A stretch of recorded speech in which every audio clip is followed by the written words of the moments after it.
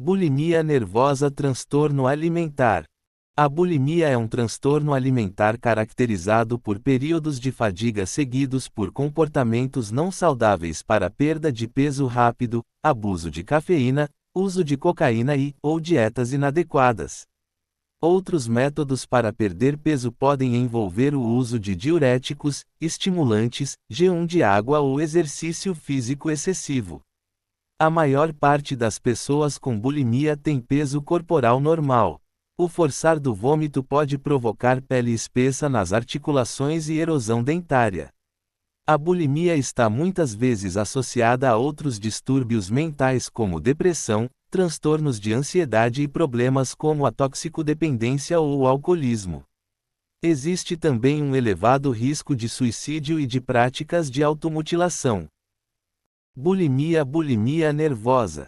Mesmo quando a pessoa com bulimia tem um peso saudável e normal, ela continua se considerando gorda. Classificação e recursos externos. CID-10F 50,2.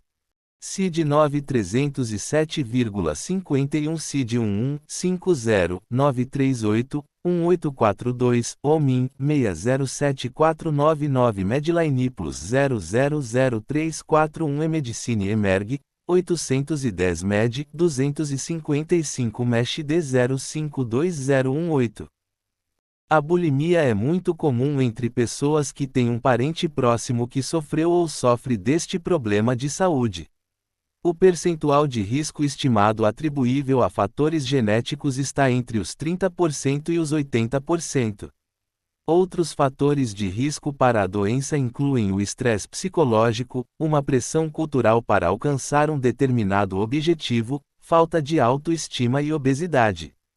Viver num ambiente familiar no qual os pais promovem uma dieta, e que se preocupam com o peso, é também um fator de risco.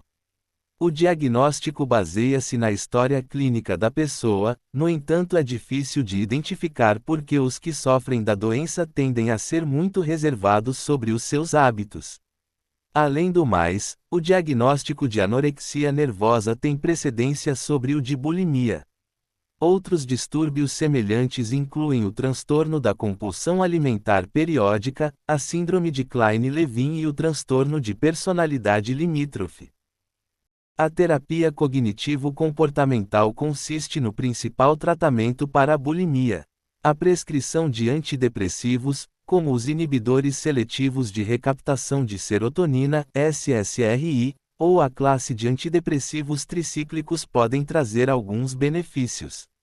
Embora o prognóstico da bulimia seja geralmente melhor do que o da anorexia, o risco de morte entre pessoas afetadas continua a ser maior do que o da população em geral. 10 anos depois de receberem tratamento, cerca de 50% das pessoas terão recuperado totalmente. A nível global, estima-se que em 2013 a bulimia terá afetado cerca de 6,5 milhões de pessoas. Cerca de 1% de mulheres jovens sofrem de bulimia durante um determinado período de tempo e entre cerca de 2% a 3% das mulheres enfrentaram esta condição em algum momento das suas vidas. Esta condição é menos comum em países em desenvolvimento. Existe cerca de 9 vezes mais probabilidades de a bulimia ocorrer em mulheres do que nos homens. Entre as mulheres, a maior parte dos casos verifica-se na adolescência.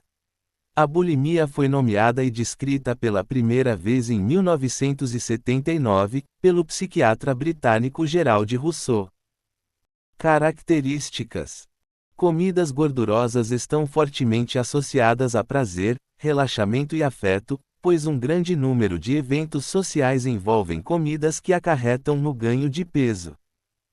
A pessoa bulímica, de acordo com os critérios diagnósticos do CID-10, tende a apresentar períodos em que se alimenta em excesso, muito mais do que a maioria das pessoas conseguiriam se alimentar em um determinado espaço de tempo, seguidos pelo sentimento de culpa e tentativas para evitar o ganho de peso com jejuns, exercícios, vômitos autoinduzidos, laxantes, diuréticos ou enemas. Existe também trabalhos acadêmicos recentes relatando que a ingestão alimentar excessiva caracteriza-se muitas vezes pelo sentimento subjetivo de excesso do que excesso propriamente dito. Os critérios diagnósticos usados pelo CID-10 e pelo DSM-IV são: episódios recorrentes de consumo alimentar compulsivo, episódios bulímicos, comportamentos compensatórios inapropriados, como vômito e abuso de substâncias. Os episódios bulímicos e compensatórios ocorrem pelo menos 2 vezes por semana, por no mínimo 3 meses. Consequências comuns.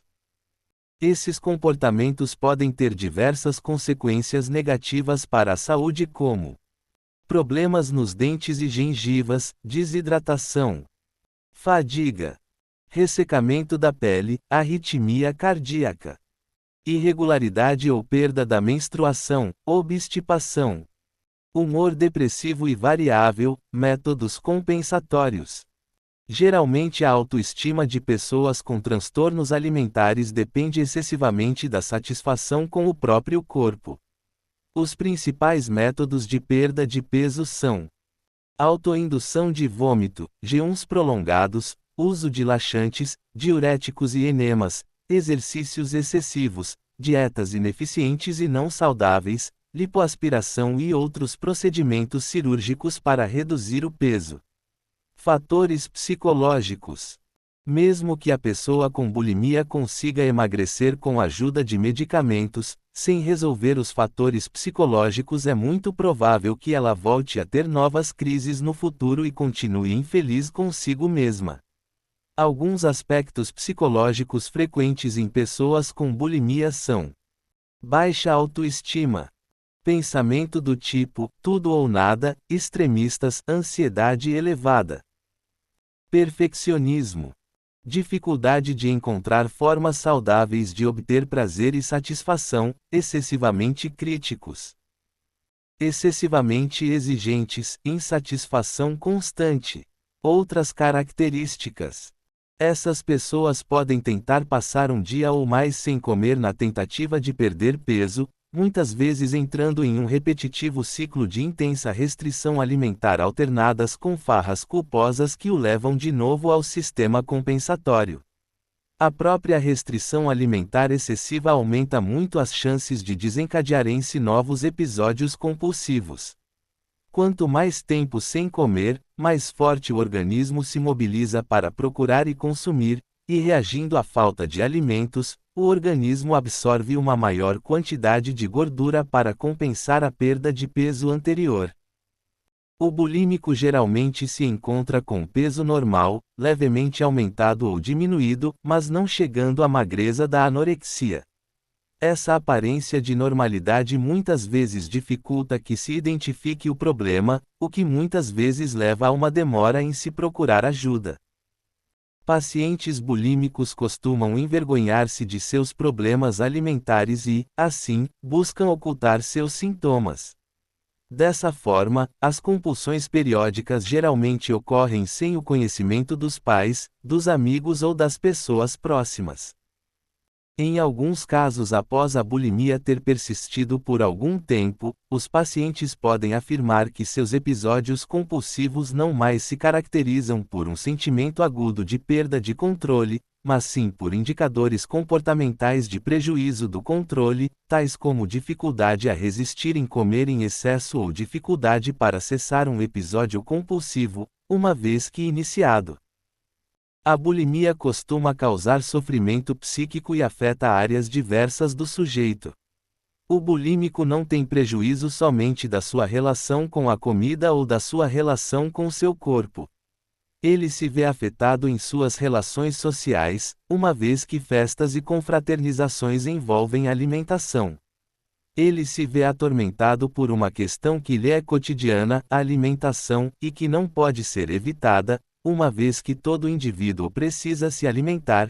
Isso demonstra a dificuldade de se lidar com o transtorno alimentar, tanto para o sujeito que se vê afetado, quanto pelos demais à sua volta. Tratamento: a perda do esmalte no interior dos dentes causado pelo fluxo frequente de ácidos estomacais.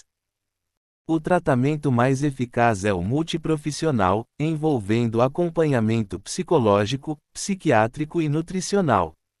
Porém, é frequente que o paciente não reconheça a necessidade de tratamento e se recuse ou adie sem tempo determinado a fazê-lo. Em certos casos, principalmente quando há sério comprometimento à saúde, faz-se necessária a internação do paciente.